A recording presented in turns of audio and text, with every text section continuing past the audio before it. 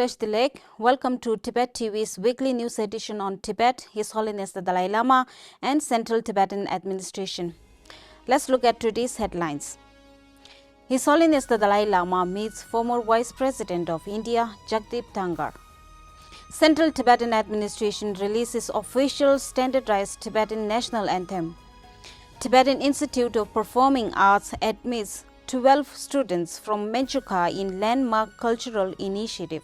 Weekly Lookout Year of Compassion.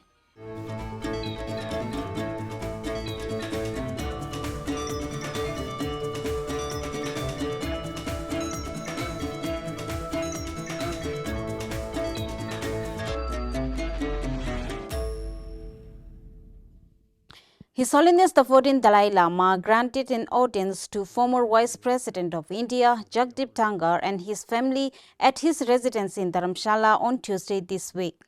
During their interaction, His Holiness expressed deep admiration for India's rich religious diversity, noting that he has greatly valued the country's freedom and democratic environment during his 67 years in exile.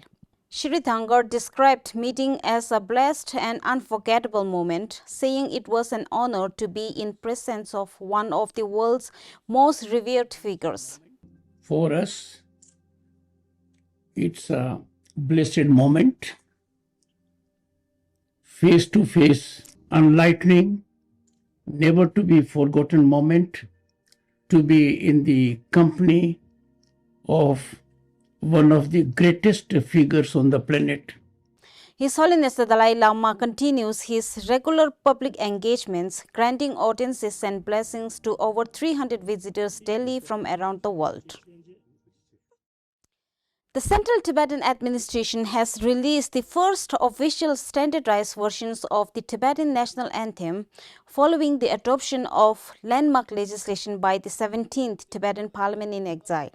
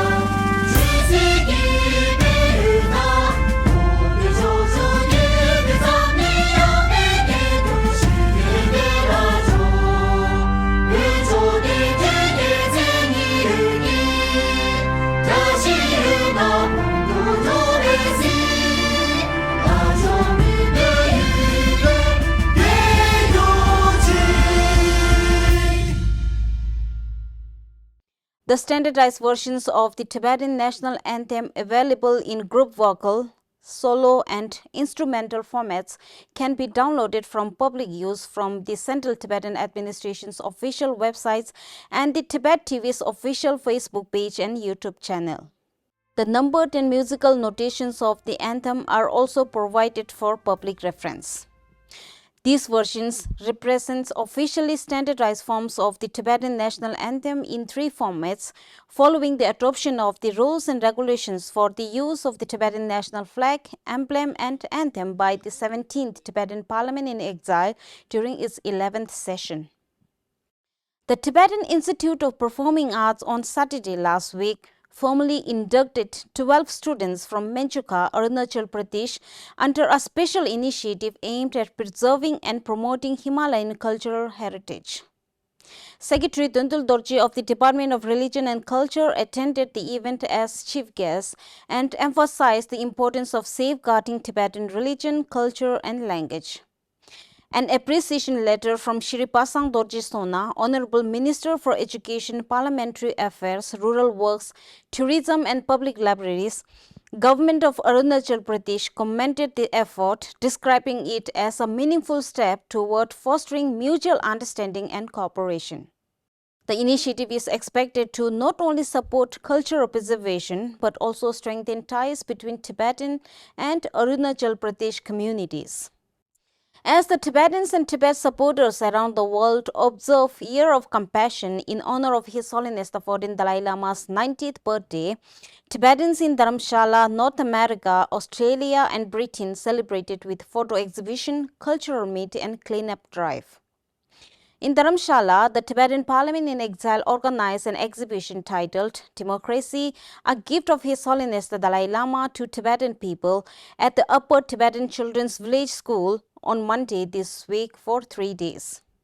More than 750 students and staff members from Upper TCV visited the exhibition. The event effectively enhanced awareness of the lifelong contributions of His Holiness the Dalai Lama, particularly highlighting the development and evolution of Tibetan democracy.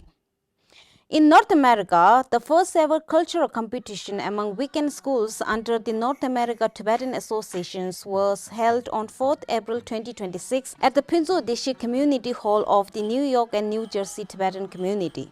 Representative 𝑻𝒊𝒃𝒆𝒕 of the Office of Tibet, Washington, D.C., highlighted concerns over China's recently enacted policies aimed at promoting national unity, stating that Tibetans must recognize the underlying intention of cultural assimilation, and recalled His Holiness the Dalai Lama's recent guidance on the importance of the Tibetan language, urging renewed commitment and effort. Namje Khezel School of Northern California secured first place, followed by Rigne Khezeling of Boston in second place and Chicago Weekend School in third place. The competition brought together over 300 students, teachers, and parents from 10 schools across North America, competing in 6 categories of quiz, debate, elocution contest, group song, and group dance. The competition aimed to encourage greater interest among Tibetan youth in Tibetan language and culture. The event was organized jointly by the Office of Tibet and the Tibetan Community of New York and New Jersey in line with resolution adopted during North America Tibetan Association's 23rd General Assembly. In Australia, the 14th Australian Tibetan Youth Unity Cup Tournament and the 3rd Inter-Tibetan Weekend Language School Cultural Meet held at Newcastle in New South Wales State from Thursday last week for 4 days, bringing together more than 160 Tibetan youth and community members from across Australia, organized by Newcastle Tibetan Community.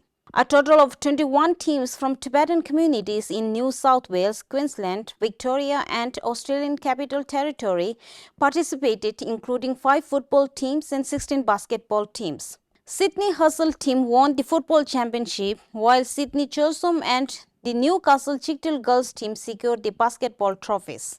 For the 3rd Inter-Tibetan Weekend Language School Cultural Meet, held on Saturday last week, Representative Karma Singhi encouraged the Tibetan youth to remain committed to the Tibetan cause, emphasizing the importance of preserving language, identity and cultural traditions. The UK Khotan Subcommittee organized a community-led cleanliness drive last Saturday at the Tibetan Peace Garden with participation from more than 30 volunteers of the Tibetan community. Participants swept pathways, collected litter, washed the central mandala structure and trimmed overgrown bushes, leaving the garden refreshed and welcoming. Following the cleanup, participants gathered for a 15-minute prayer session led by Representative Siring Yangi, focusing on compassion and kindness. That is all for today. Thank you for watching and have a great weekend.